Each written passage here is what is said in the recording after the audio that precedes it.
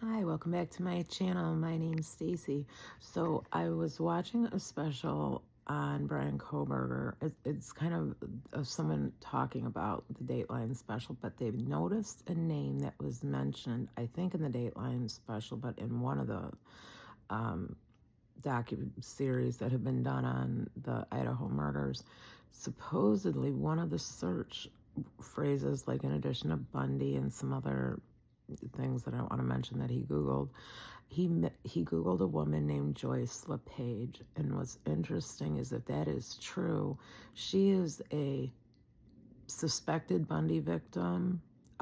She went missing in 1971. Body was found years later, wrapped in a tarp, stab wounds to the chest. She was wrapped in a military blanket. And the park that Brian Koberger was seen entering by those, when he went on that night hike, I believe. But anyway, it's one of the places that he would hike at, was where she was found. And I thought that was very interesting if that turns out to be true. And we won't know for sure until the trial. But if he was looking her up, did he know she was possibly a Bundy victim, that she had been stabbed to death and that she'd been wrapped up and hidden there? Because I've often wondered if he was going there specifically after Maddie, thinking Kaylee had moved out and thinking Zan and Ethan weren't there. Was it an abduction attempt? Because Bundy abducted some of his victims. So I don't know.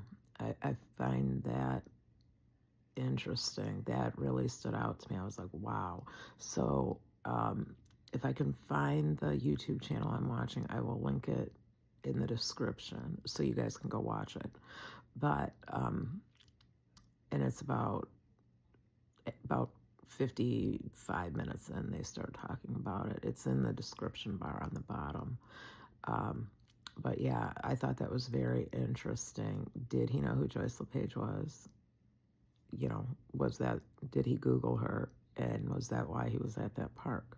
It may all be coincidental. I'm not a huge believer in coincidences, but I just thought it was very interesting.